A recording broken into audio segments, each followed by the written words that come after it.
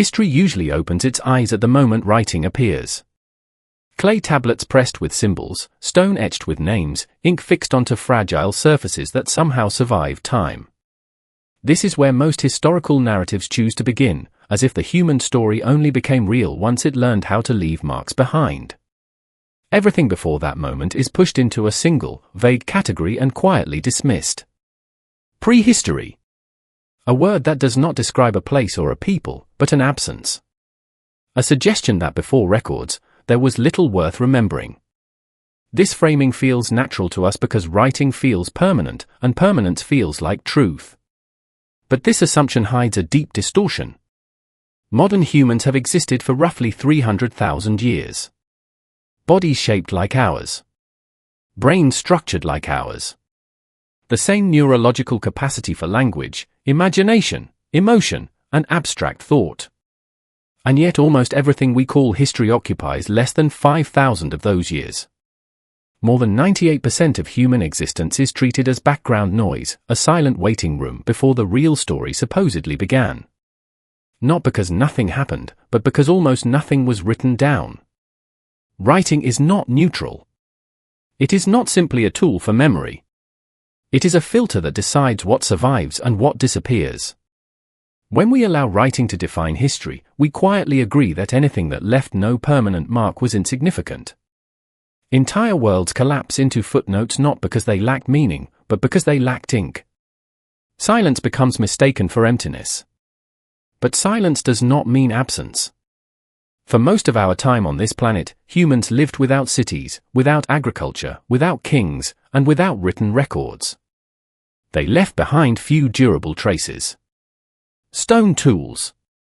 Bones. Ash. Occasional pigments on cave walls.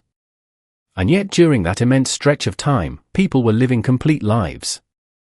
They were raising children, forming bonds, solving problems, adapting to hostile climates, telling stories, making art, and staring into the night sky with the same curiosity that still lives in us.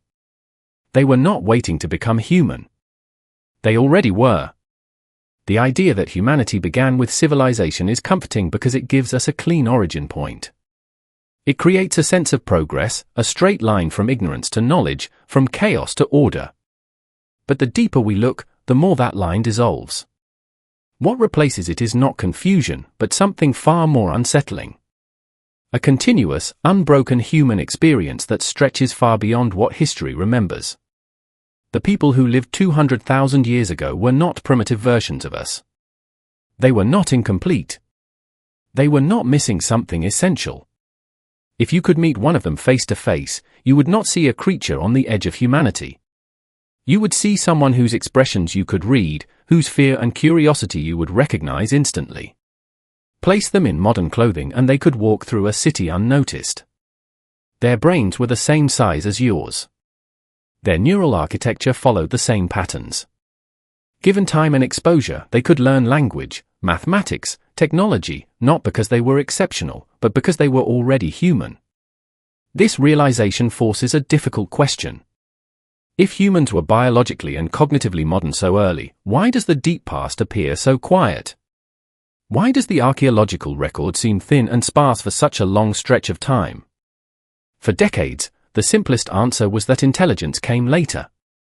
That early humans had modern bodies but not modern minds. That symbolic thought, imagination, and self-reflection slowly emerged long after anatomy was complete. But this explanation has grown weaker with every discovery. Stone tools dating back hundreds of thousands of years already show planning, precision, and foresight. Making them required understanding material properties, force, angles, and sequence. It required the ability to imagine a finished form before it existed. It required teaching and learning across generations. These are not the behaviors of a mind still waking up. The problem is not that early humans lacked intelligence. The problem is that intelligence does not fossilize. Thoughts do not turn into stone. Stories do not survive floods. Knowledge that lives in people vanishes when the last person who carries it is gone. For most of human existence, knowledge did not live in objects. It lived in memory, in repetition, in ritual, in skills learned through observation and practice. This kind of knowledge is powerful, but fragile. Time erases wood and fiber. Water swallows coastlines. Ice grinds landscapes flat. When the last ice age ended, sea levels rose hundreds of feet. Entire coastal worlds disappeared beneath the ocean. Places where humans may have lived for tens of thousands of years are now unreachable. Their stories dissolved with them. What remains is a distorted picture that makes early humanity appear sparse and simple, not because it was, but because preservation is selective. If a future civilization were to study our time only through plastic, concrete, and stone, they would miss most of what defines us. Our conversations, our music, our beliefs, our fears, our inner lives would leave little trace. They might assume we lived shallow lives surrounded by objects whose meanings they could not recover.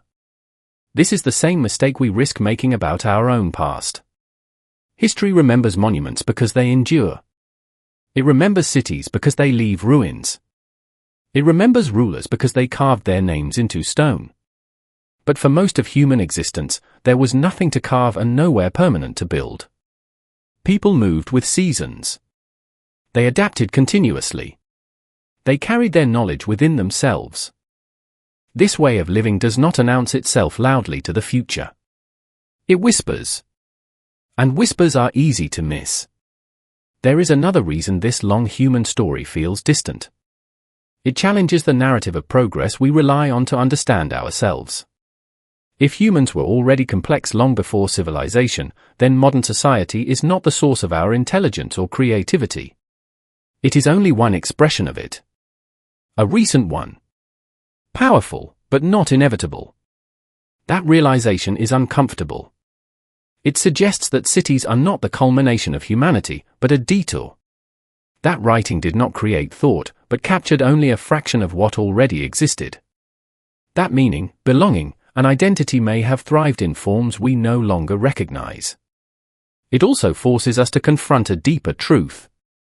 History did not begin when humans became interesting. It began when memory learned how to survive death. Everything before that moment was not empty.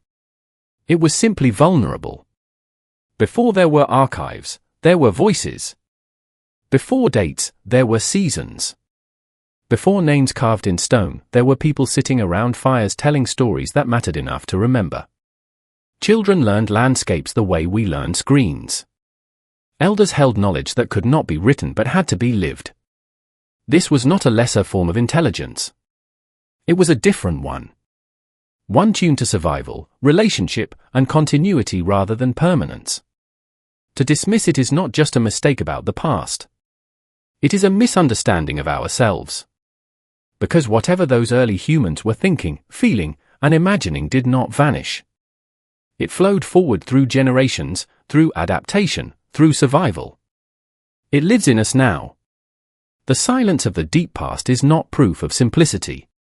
It is proof of fragility. And beneath that silence lies a question history rarely asks, but cannot avoid forever.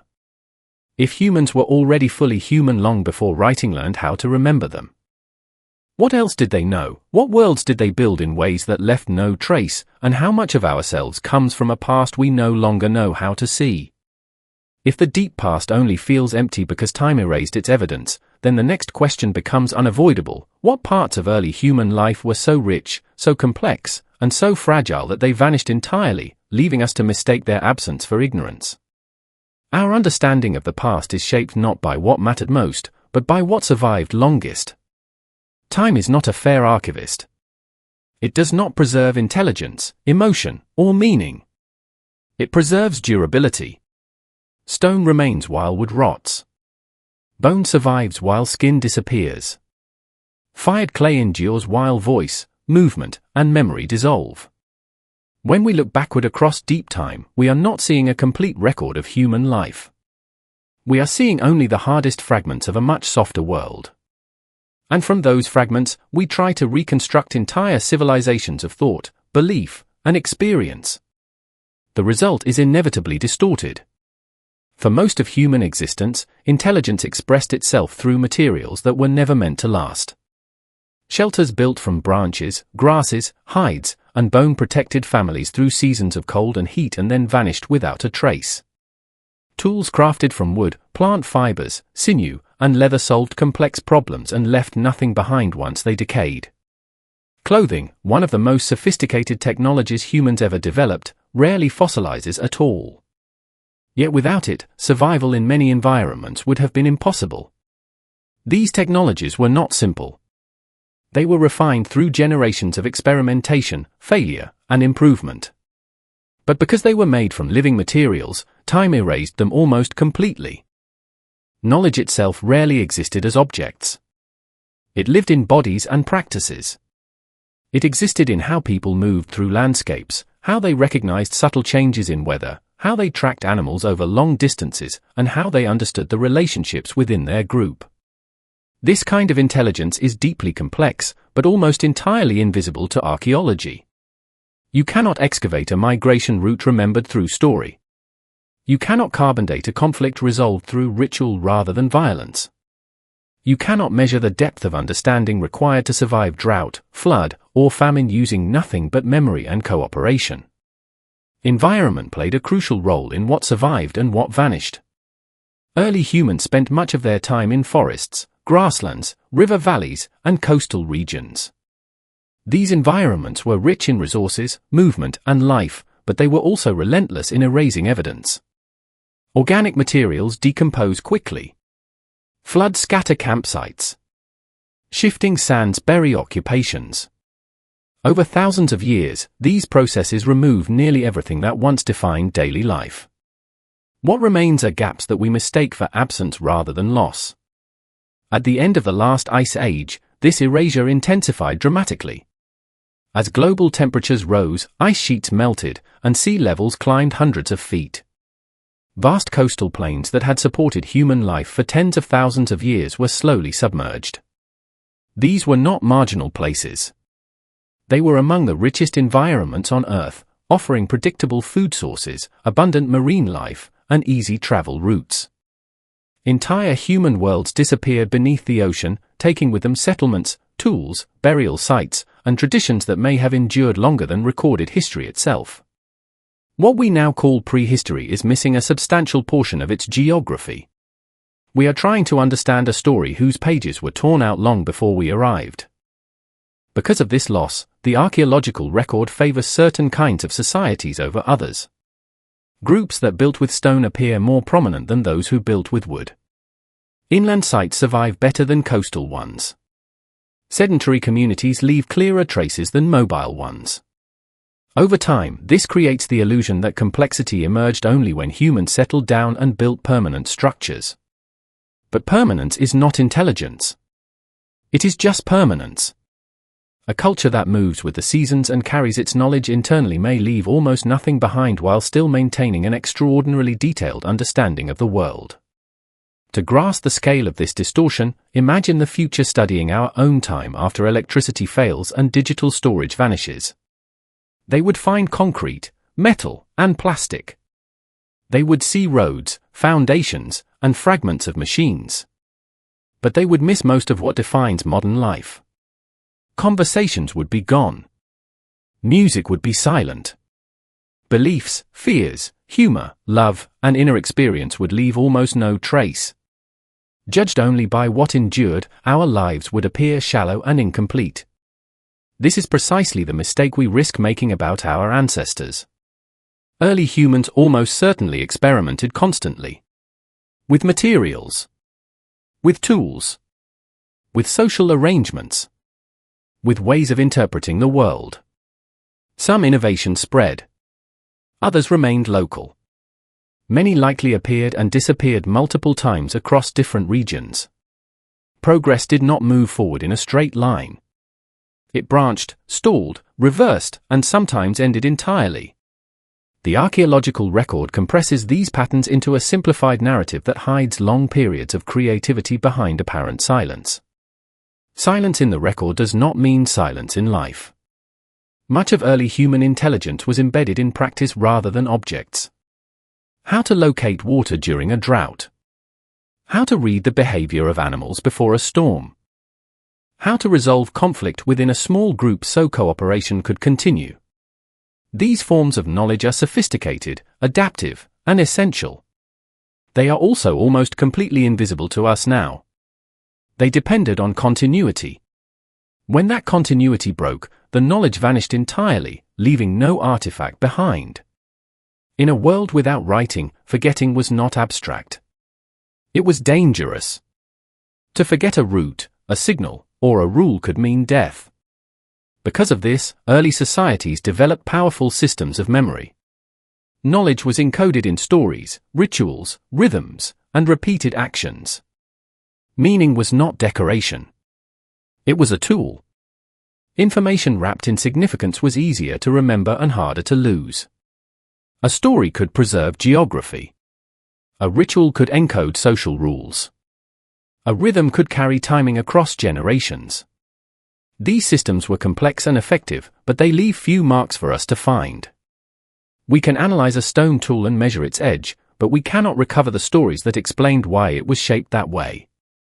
We can identify pigments, but we cannot hear the songs that accompanied their use.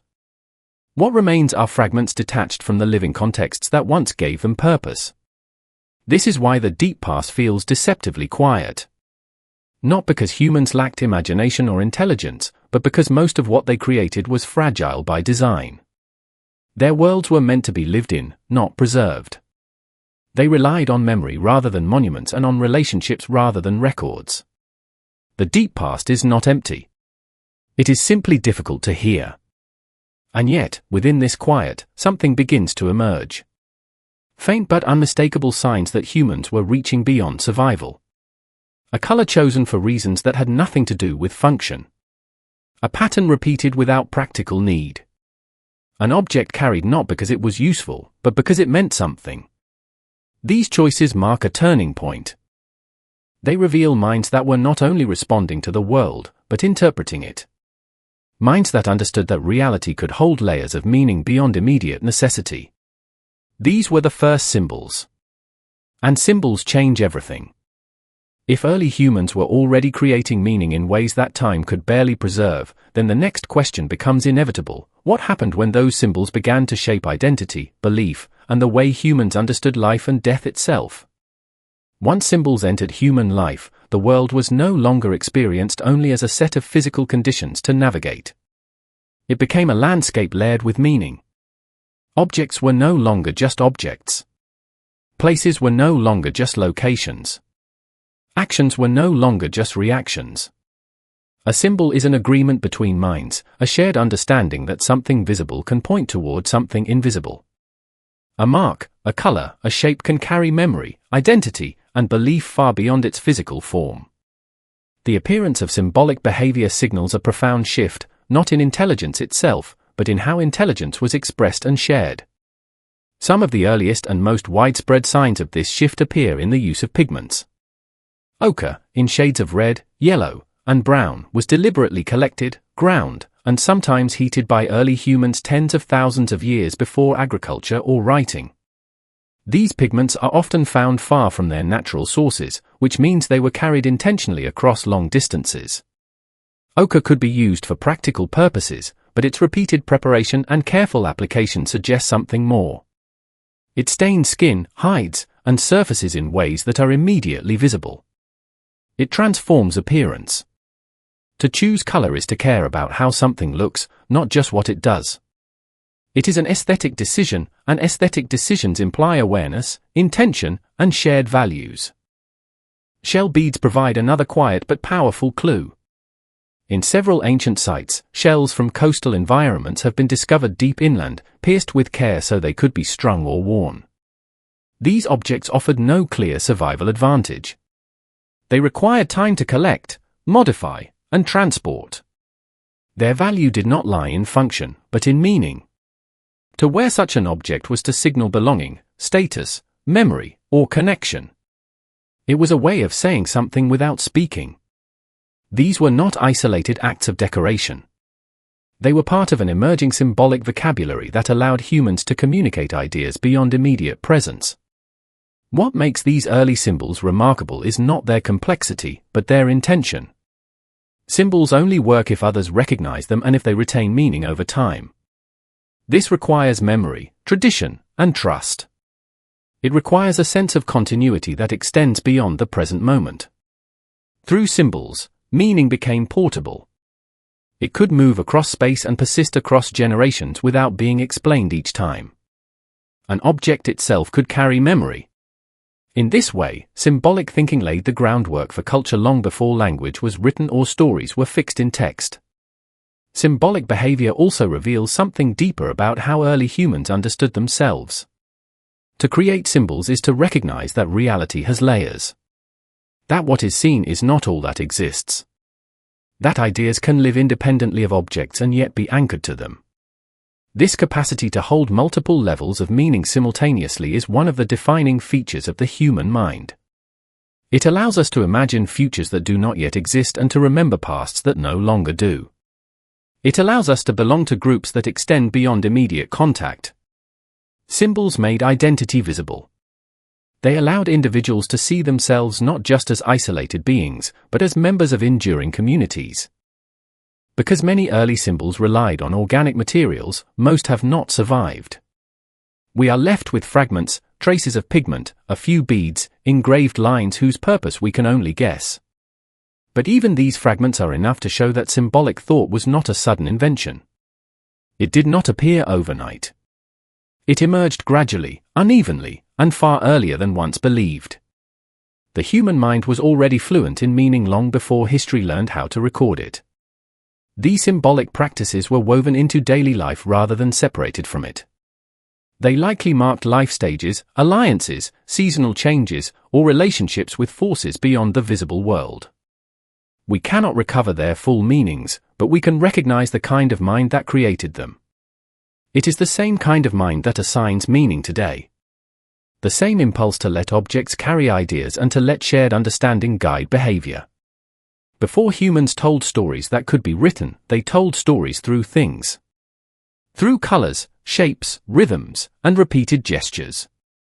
Through choices that quietly said, "This matters." Symbols also prepared humans for a question that could not be avoided forever. If meaning could exist beyond immediate survival, then what happened to meaning when life itself ended?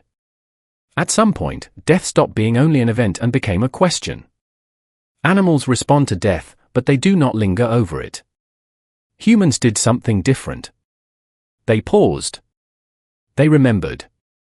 They acted as if the dead were still part of the world in some way.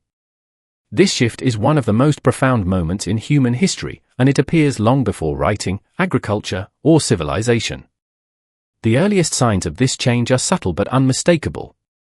Bodies placed carefully rather than abandoned. Limbs arranged deliberately. Graves dug with effort. Objects laid beside the dead.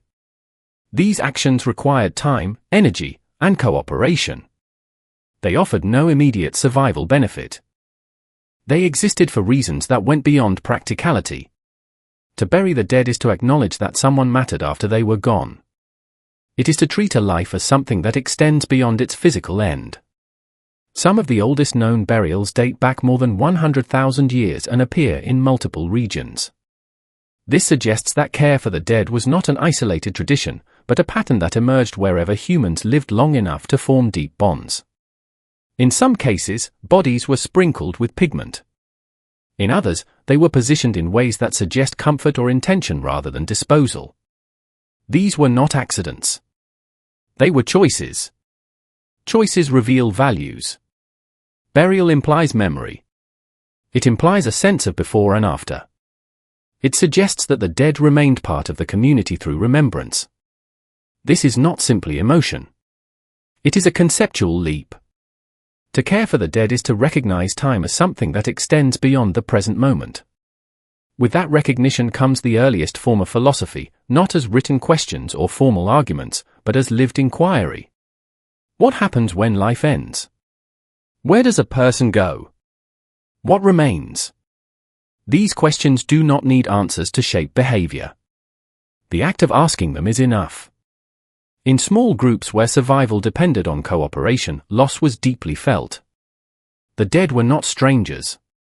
They were parents, children, partners, and friends. Rituals surrounding death helped communities process grief and maintain cohesion. They created shared frameworks for understanding events that could otherwise fracture a group. Memory became a responsibility. To remember someone was to honor them. To forget them was to lose something essential. Objects placed with the dead may have served many purposes. They could represent tools for another journey. They could symbolize identity.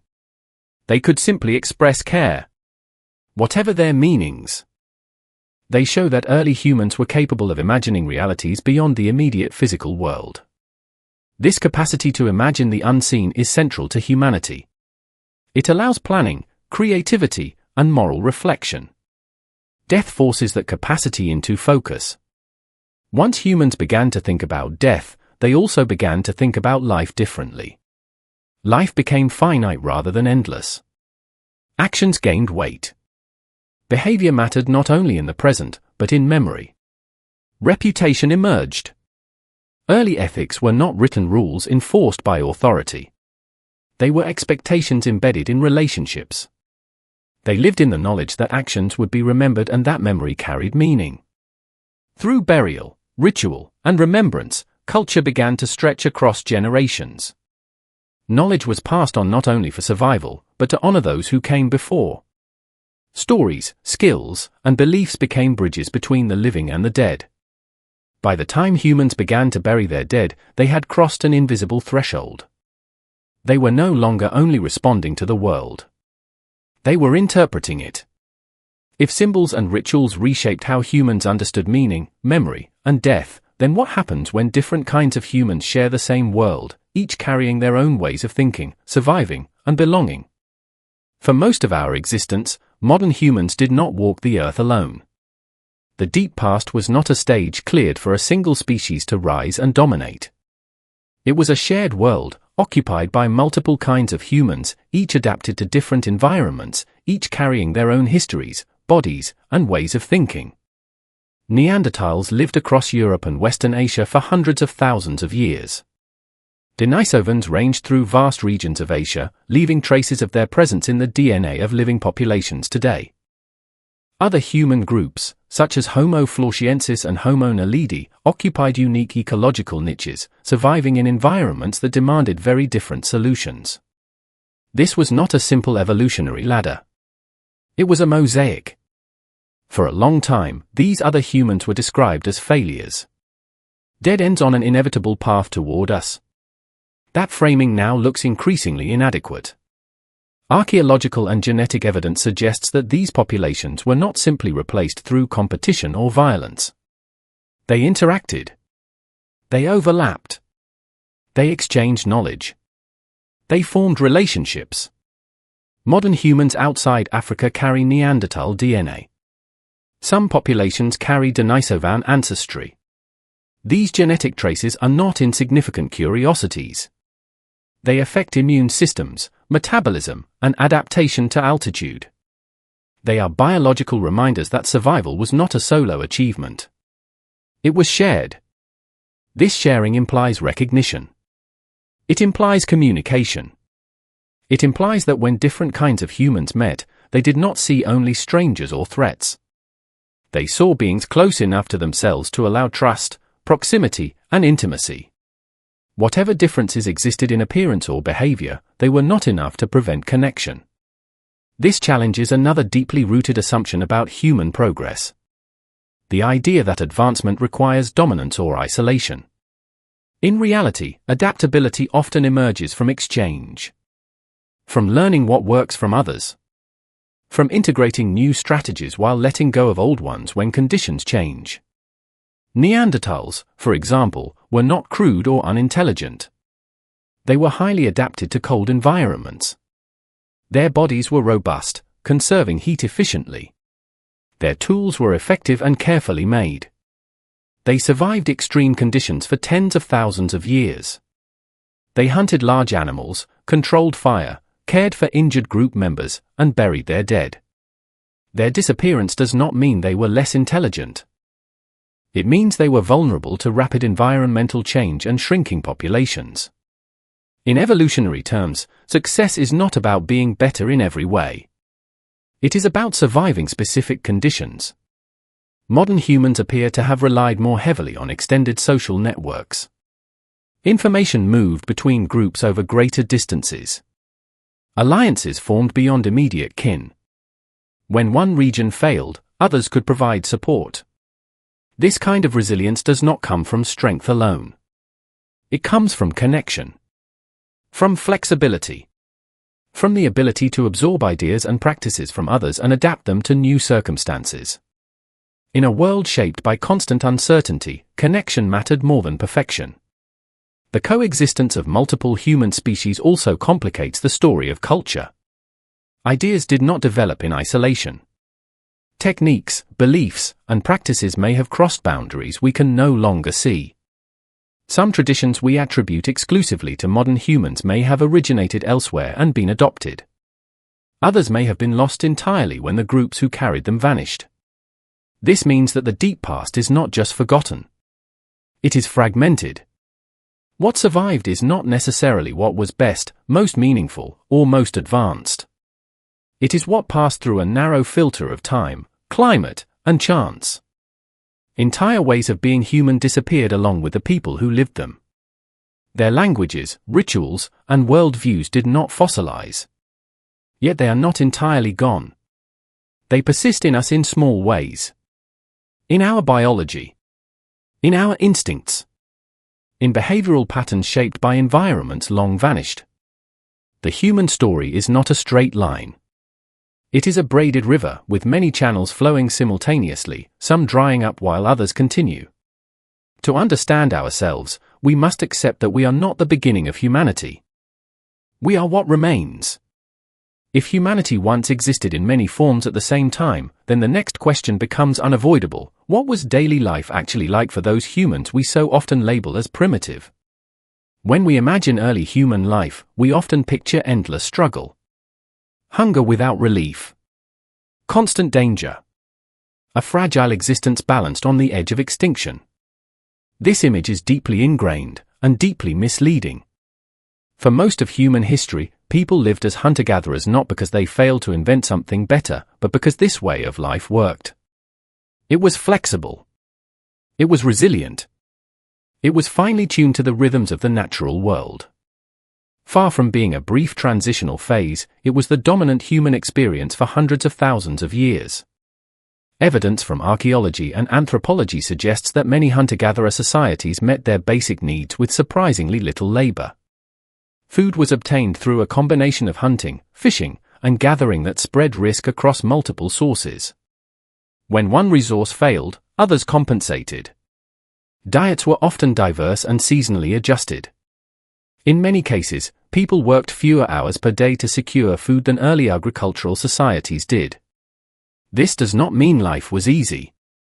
It means it was balanced. Hunter-gatherers developed extraordinarily detailed knowledge of their environments. They understood animal behavior, migration patterns, plant life cycles, weather signals, and landscape features with precision born of constant attention. This knowledge was not abstract. It was embodied. It lived in movement, timing, and practice. It was passed on through observation, participation, and story rather than instruction. Children learned by watching and doing. Elders taught not through authority, but through experience. Social structures reflected this way of life. Groups were typically small and mobile. Hierarchies were limited or temporary. Leadership emerged through trust, skill, and situational expertise rather than force. Decisions were often made collectively because cooperation was essential. No one could survive alone for long. Equality was not an ideal imposed from above. It was a practical necessity. Hoarding made little sense when resources shifted constantly and movement was required. Sharing reinforced bonds and increased group security. Reputation mattered because relationships were everything. Generosity built trust. Arrogance isolated. Identity was not defined by possessions or abstract status, but by competence, contribution, and belonging. A person knew who they were because they knew where they fit. Their value was visible and immediate. Many pressures that feel inevitable today were absent. There was little long-term debt. No permanent accumulation of obligation. Time was structured by natural cycles rather than imposed schedules. Attention was focused on the present because the present was where life unfolded. This does not mean hunter-gatherer life was free from conflict or suffering. Injury, illness, and loss were real. But the sources of stress were different. Threats were tangible and immediate rather than abstract and chronic. Survival depended on responsiveness rather than endurance of constant pressure. When we label this life primitive, we project modern assumptions backward. We assume that complexity must look like ours to count. But complexity takes many forms. A society without writing or metal can still be cognitively, socially, and emotionally sophisticated. From an evolutionary perspective, the hunter-gatherer lifestyle shaped the human mind far more than civilization ever has. Our brains evolved to navigate social networks, read subtle cues, respond to changing environments, and sustain attention across long stretches of calm punctuated by moments of intensity. These patterns are still with us.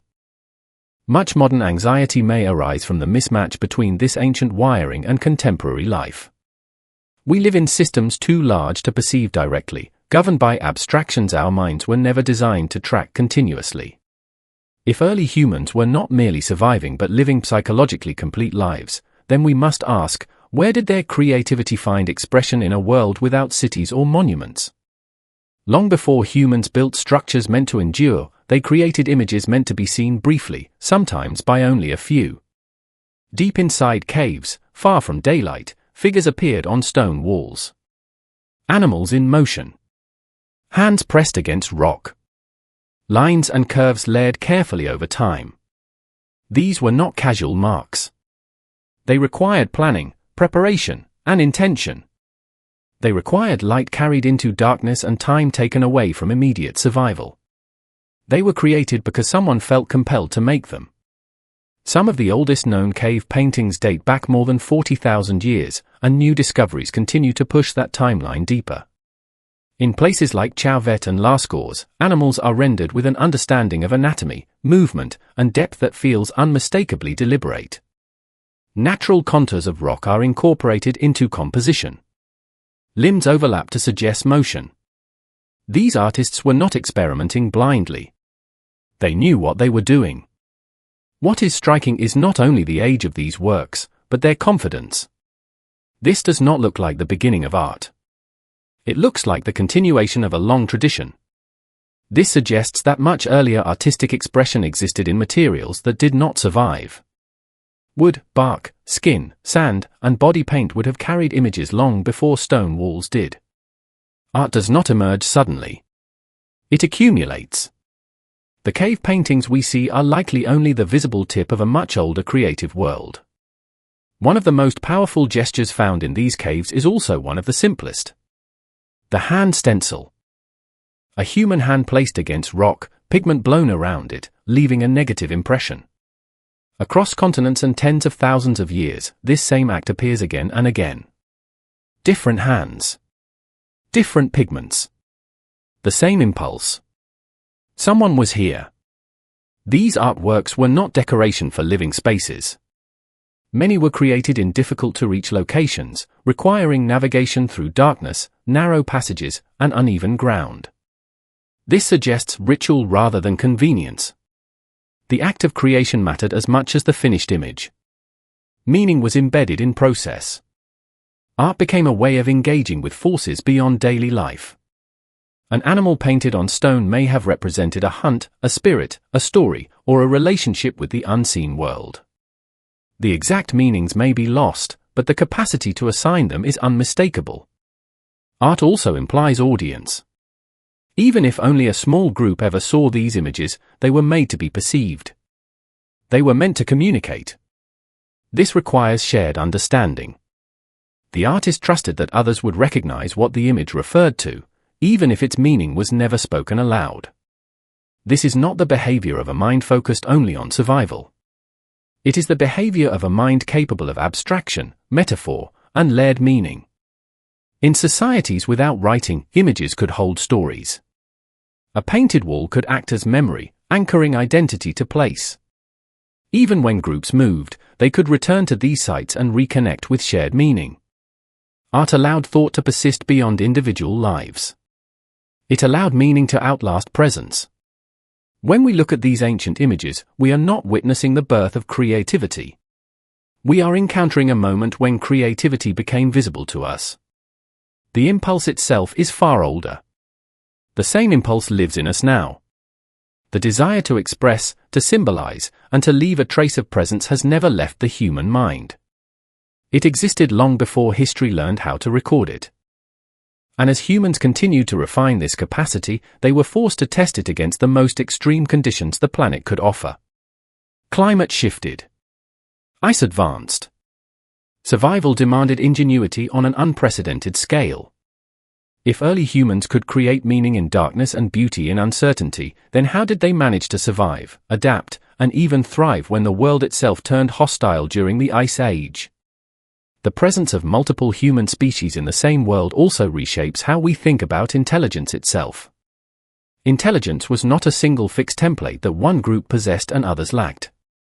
It was expressed differently depending on environment, social structure, and survival strategy. Some groups invested heavily in physical robustness. Others leaned into social flexibility. Some developed tools optimized for specific conditions, while others refined ways of sharing information across distance.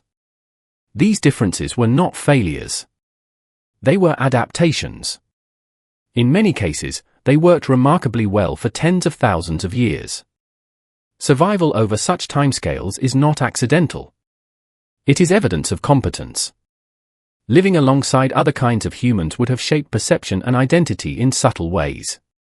Early modern humans would not have grown up believing they were the only way to be human. Diversity was visible. Difference was normal. This likely influenced how groups understood themselves. Identity may have been defined less by species boundaries and more by shared practice, shared movement, and shared meaning. Cultural belonging may have mattered more than biological distinction. This is suggested by the fact that interbreeding occurred at all. It required proximity, tolerance, and recognition. It required the ability to see similarity across difference. The disappearance of other human groups was not a triumph. It was a loss. With them vanished unique ways of understanding the world, unique cultural solutions, unique perspectives shaped by environments we no longer inhabit. Their absence leaves gaps not only in the genetic record, but in the story of human possibility. We inherit a narrowed version of humanity, shaped by what survived rather than by everything that once existed. This should make us cautious when drawing conclusions about what is natural, inevitable, or universal. The past held more variation than we can now observe. As environments shifted and populations moved, daily life demanded constant adjustment. Hunter-gatherer existence was not static. It required continuous decision-making. Where to move next? When to stay? What to eat? Whom to trust? These choices were rarely abstract. They were grounded in direct experience. Knowledge was updated constantly through feedback from the world itself. Mistakes were corrected quickly because consequences were immediate. This created a tight loop between perception and action that modern life often lacks. Children in these societies learned by immersion. They were not separated from adult life and trained later. They were present. They observed. They participated. Learning was not confined to formal moments. It happened continuously. Skills were absorbed gradually through repetition and correction. This created deep competence without the need for explicit instruction. Memory was reinforced through use rather than rehearsal. Knowledge stayed alive because it was lived daily. Social bonds were reinforced through shared vulnerability. Everyone depended on everyone else. Cooperation was not optional. It was the foundation of survival. This shaped emotional intelligence. Reading subtle cues mattered. Resolving conflict quickly mattered. Excluding someone carried serious risk. These conditions encouraged empathy, restraint, and negotiation. Social harmony was not idealistic. It was practical. A fractured group was a doomed group. Movement through the landscape also shaped thought. Space was not abstract. It was experienced. Paths were remembered as sequences of events rather than coordinates. Landmarks carried stories. Rivers, hills, and clearings were tied to memory. This created a mental map rich with meaning. Navigation was not mechanical. It was narrative. To know where you were going was to remember where you had been. Memory and movement were inseparable. Creative expression emerged naturally from this way of life. Art was not isolated from survival. It was intertwined with it. Images reinforced relationships with animals. Patterns encoded stories. Rhythms synchronized group activity. Creativity served practical and symbolic roles at the same time. It helped humans orient themselves in a world that was unpredictable and often dangerous. Meaning was not a luxury. It was a stabilizing force. The locations chosen for art and ritual were rarely accidental. Caves, for example, offered more than shelter. Their darkness, acoustics, and isolation created altered sensory experiences. Entering them required intention. This separation from daily life likely heightened awareness and focus. The environment itself became part of the meaning. The act of going deep into the earth may have symbolized entering another layer of reality. These experiences were not passive. They were designed. Repetition across generations suggests continuity. Techniques were preserved. Motifs reappeared. Styles evolved slowly. This implies teaching, memory, and shared standards. Art became a form of inheritance. It linked people across time. Even without writing, ideas persisted. They survived because they mattered enough to be repeated. This continuity challenges the notion that stability requires permanence. Stability can also exist through renewal. As conditions grew harsher during periods of climatic instability, these cultural tools became even more important. Meaning helped humans endure uncertainty. Ritual structured fear. Story transformed chaos into something intelligible. Art offered reassurance that life extended beyond immediate danger. These were not distractions from survival. They were part of it. Psychological resilience was as important as physical adaptation. When we look at early human art, we are not looking at decoration. We are looking at evidence of inner life. Of reflection. Of imagination. Of the ability to stand back from immediate experience and represent it. This capacity did not appear suddenly. It matured gradually through countless small acts of expression. It became visible to us only when conditions allowed it to endure.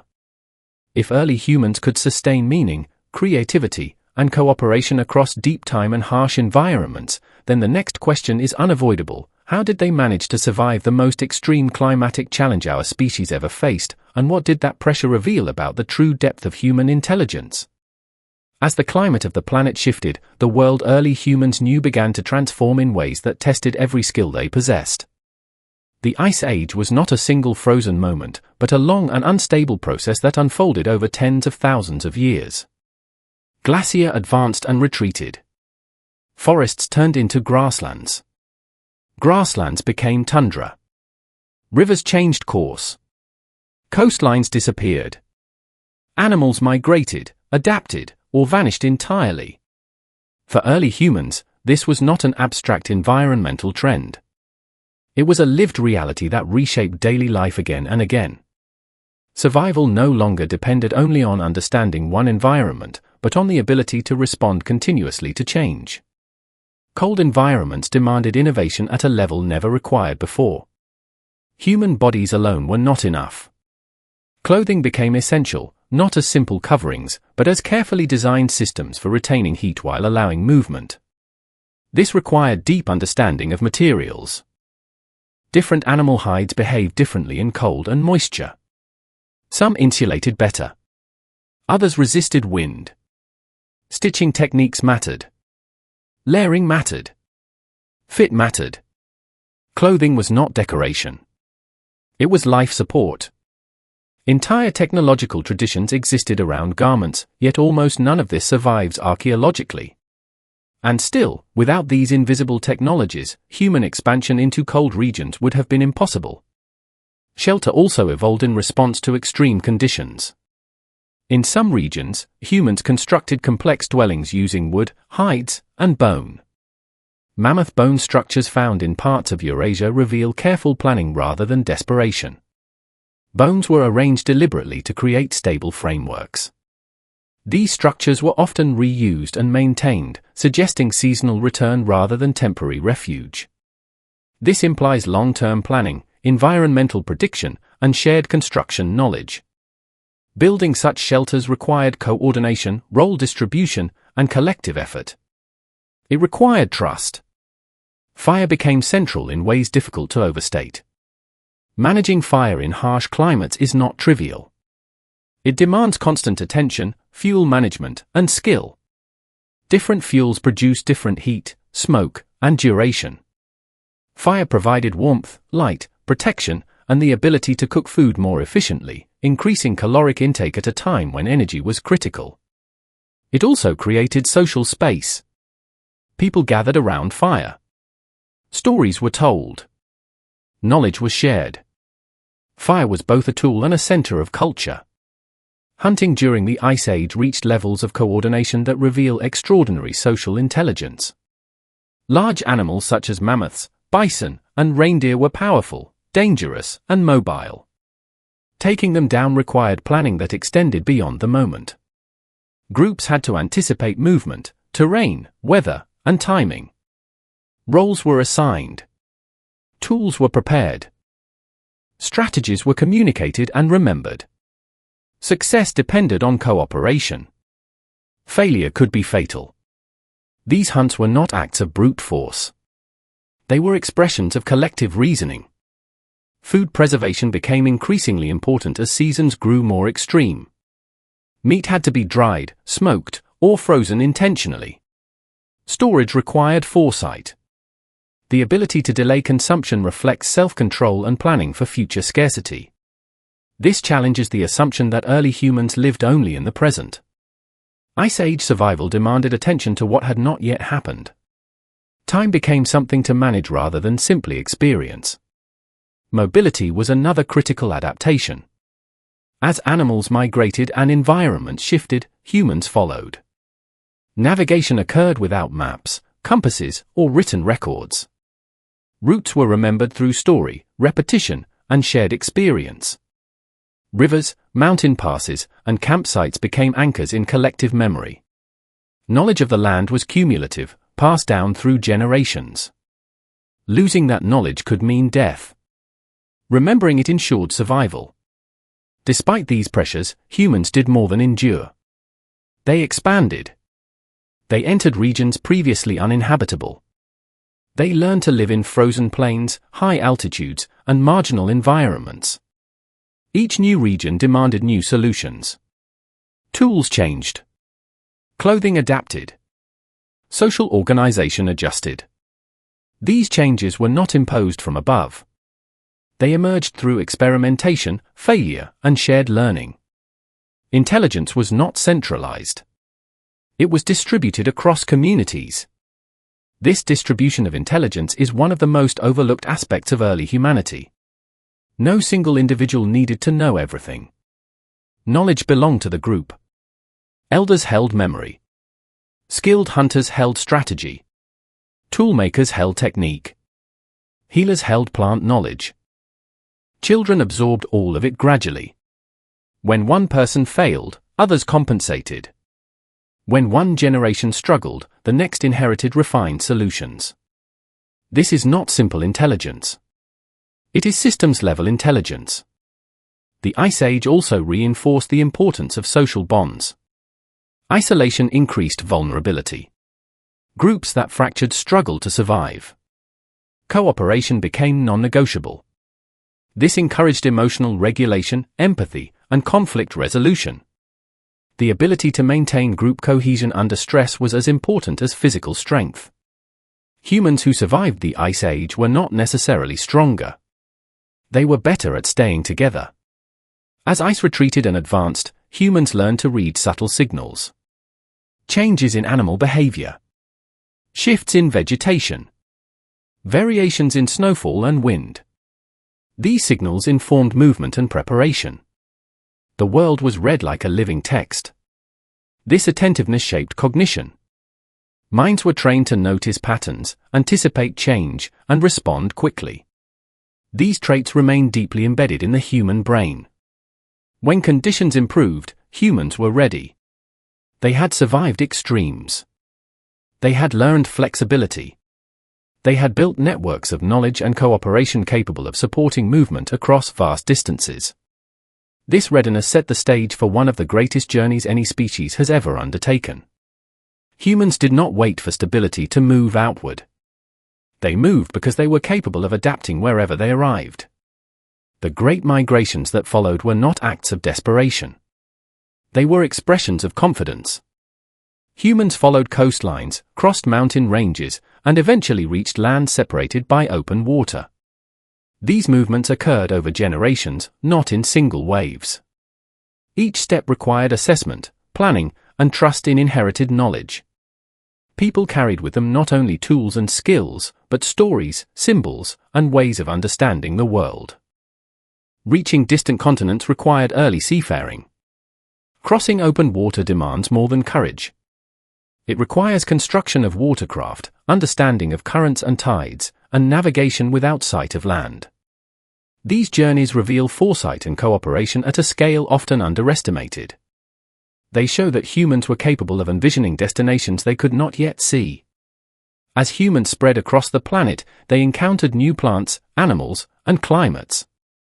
Survival depended on learning quickly and sharing discoveries. Mistakes were costly. Success accelerated innovation. Groups that could integrate new information without abandoning proven strategies thrived. This balance between tradition and adaptation became a defining feature of human intelligence. Migration also carried culture. Symbolic practices changed as they encountered new environments. Art evolved. Rituals adapted. Identity remained flexible.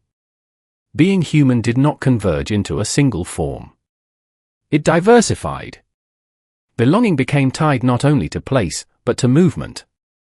Roots themselves became part of identity. Stories remembered where people came from and where they had gone.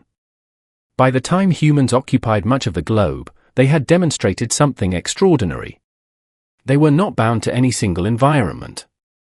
They could live almost anywhere. This was not because they dominated nature, but because they learned to listen to it. The Ice Age did not break humanity. It refined it. And as humans settled into this global presence, their attention turned increasingly toward forces larger than themselves. Not just the land beneath their feet, but the sky above them. Patterns in the heavens began to matter. Cycles were noticed. Time expanded beyond seasons into something deeper. Meaning began to stretch outward, preparing the ground for the final transformation before history began. If surviving the Ice Age shaped human intelligence, cooperation, and adaptability, then what happened when humans began to see the world itself as alive, meaningful, and responsive, and how did that shift prepare the way for civilization itself? As humans moved beyond mere survival and adaptation, their relationship with the world around them began to change in a subtle but powerful way. The environment was no longer only a source of resources or danger. It became something that could be interpreted, communicated with, and responded to. Mountains were not just obstacles. Rivers were not just water. The sky was not only weather. These elements acquired presence. They seemed to act, to influence outcomes, to participate in human life. This shift did not require formal belief systems or organized religion. It emerged naturally from long attention, repeated patterns, and the human tendency to search for meaning in events that mattered deeply. When people live closely with the land for countless generations, patterns become impossible to ignore. The sun rises and falls with precision. The moon grows and shrinks in a steady rhythm. Animals appear and disappear with the seasons. Certain stars return to the same place in the sky year after year. These cycles offered predictability in an otherwise uncertain world. Recognizing them allowed humans to anticipate change rather than simply react to it. Over time, anticipation became understanding, and understanding became interpretation. The world felt ordered, even if its order was not fully controllable. This perception of order encouraged humans to see themselves as participants rather than observers. Action seemed to matter beyond immediate cause and effect. A successful hunt, a sudden storm, a long drought, or an unexpected recovery from illness could not always be explained through visible mechanisms. But they could be connected through meaning. When something important happened repeatedly under similar conditions, it invited interpretation. These interpretations did not need to be scientifically accurate to be psychologically effective. They provided coherence. They allowed people to feel oriented within forces larger than themselves. Ritual likely emerged from this need for orientation. Repeated actions performed at specific times or places helped structure uncertainty. They created moments where attention was focused, behavior synchronized, and emotion shared. Rituals did not require complex doctrine. Their power came from repetition and participation. Through ritual, individuals became part of something larger. Fear, hope, gratitude, and grief were given form. This was not superstition in a simple sense. It was an early technology for managing uncertainty and reinforcing social cohesion. As these practices deepened, certain places gained special significance. A cave where images were painted repeatedly. A clearing where groups gathered seasonally. A river crossing that marked transition. These locations became anchors of memory. Returning to them reinforced continuity across generations. Even as people moved, they carried these places with them in story and symbol. The land became layered with meaning. Geography turned into history. Time itself began to stretch. Not just backward into memory, but forward into expectation. Seasonal cycles encouraged planning. Astronomical cycles extended awareness beyond the immediate year. Observing the movement of the sun and stars allowed humans to track longer spans of time. This did not require precise measurement. It required attention and continuity. Over generations, knowledge accumulated. Certain celestial patterns came to signal migration, planting, hunting, or ritual activity. The sky became a calendar written in motion. This expanding sense of time reshaped identity. People were no longer defined only by their immediate roles, but by their place within longer narratives. Ancestors mattered more. Origins mattered. Lineage, whether biological or cultural, gained significance. Remembering who came before was not nostalgia. It was instruction. It preserved knowledge about survival, territory, and relationships. Forgetting carried risk. Memory became sacred because it was useful. As symbolic systems grew more complex, humans developed increasingly abstract ways of thinking. Objects stood in for ideas. Actions represented values. Stories explained relationships between visible and invisible forces. This abstraction allowed meaning to travel further than experience. A story could warn of danger without requiring someone to face it directly. A symbol could unite people who had never met. This capacity laid the groundwork for shared identity across distance and time. Yet even as meaning expanded, life remained grounded in direct experience. There was no sharp divide between the practical and the symbolic. Hunting tools could carry ritual markings. Clothing could signify identity. Daily tasks could be embedded in ceremony. Meaning did not replace survival. It enriched it. It made endurance feel purposeful rather than accidental. This integration may explain why early symbolic systems were so resilient. They were not separate from life. They were woven into it. As populations grew and networks widened, different symbolic traditions began to encounter one another. Ideas blended. Practices adapted. No single worldview dominated. Instead, meaning remained flexible. This flexibility was crucial. It allowed humans to integrate new experiences without abandoning old frameworks entirely. Stability came not from rigidity, but from the ability to reinterpret without collapse. Gradually, however, something began to shift. In certain regions, environmental conditions allowed humans to stay in one place longer. Seasonal abundance reduced the need for constant movement. Repeated return turned into extended residence. Extended residence encouraged investment. Investment encouraged modification of the environment. Small changes accumulated. Paths became clearings. Clearings became camps. Camps became villages. This transition was not sudden or universal. It occurred unevenly and experimentally. Many groups tried it. Some abandoned it. Others refined it. With longer stays came new challenges. Waste accumulated. Resources nearby were depleted more quickly. Conflicts over territory intensified. Social structures had to adjust. Equality became harder to maintain. Ownership began to matter. Roles differentiated. Leadership became more formal. These changes were not planned. They emerged from new conditions interacting with old instincts. Human intelligence was tested in new ways. The shift toward settled life did not immediately replace older ways. For a long time, mobility and settlement coexisted. People moved seasonally. They returned to fixed sites. They experimented. This period of experimentation is often compressed in historical narratives, but it was long and complex. Success was not guaranteed. Many early settlements failed. The path toward agriculture and permanent structures was neither obvious nor inevitable. What is clear is that by the time humans began to shape the land intentionally, they had already developed the cognitive and social tools required to manage complexity. Cooperation, planning, symbolic communication, and long-term memory were already in place. Civilization did not create these traits. It depended on them. The roots of cities lie deep in the Ice Age mind. As humans crossed this threshold, they carried with them all the strengths and tensions developed over hundreds of thousands of years. The world they were about to build would magnify both. Meaning would become institutionalized. Power would concentrate. Memory would be externalized. The balance between adaptability and stability would be tested as never before.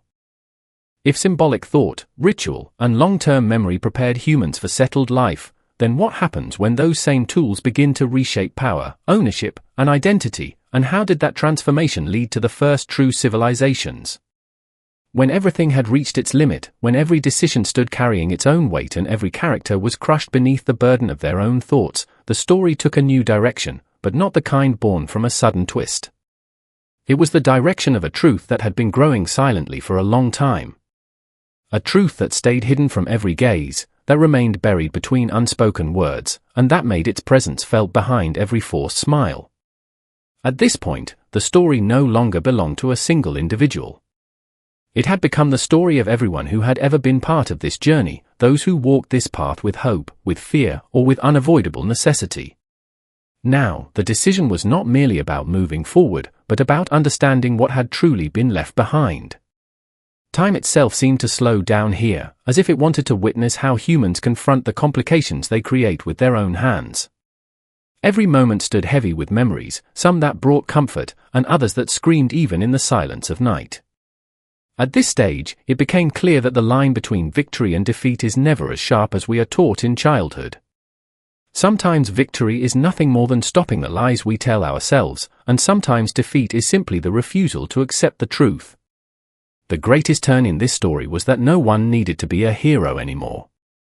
There were only humans carrying their mistakes, their weaknesses, and the decisions they made out of fear, ignorance, or helplessness. This was the moment where words fell short and silence began to speak. Questions filled every glance, yet no single person held all the answers. Perhaps because some answers are given only by time, and others only by solitude. As the story moved forward, the realization deepened that the true test was not of external circumstances, but of the storm within. Changing the world outside is difficult, but facing one's own intentions, responsibilities, and inner truths is even harder. That is why many people stopped here, because moving forward meant standing exposed before themselves, and not everyone possesses the courage to do that. In its final moments, the story did not create chaos or noise. There were no dramatic declarations, no sudden transformations, no cinematic heroics. Instead, everything slowly settled into place, the way life often does. Some people quietly stepped back, some acknowledged their mistakes for the first time, and some finally understood that not everything can be controlled. Sometimes, letting go is the bravest decision of all. This story does not truly end here, because real life never truly ends. It simply completes a circle, bringing one journey to a point from which another begins. The lesson it leaves behind is that truth is often very simple, but we complicate ourselves to avoid accepting it. Until a person takes responsibility for their own story, they remain only a character within it. But the day they accept that responsibility, they become the author of their own narrative. The final impression that remains is that darkness is never permanent, but reaching the light requires the willingness to open one's eyes. The story ends on this note, with hope, with quiet certainty, and with the understanding that when intentions are honest, paths begin to form on their own. And perhaps, that was the true meaning of the entire journey.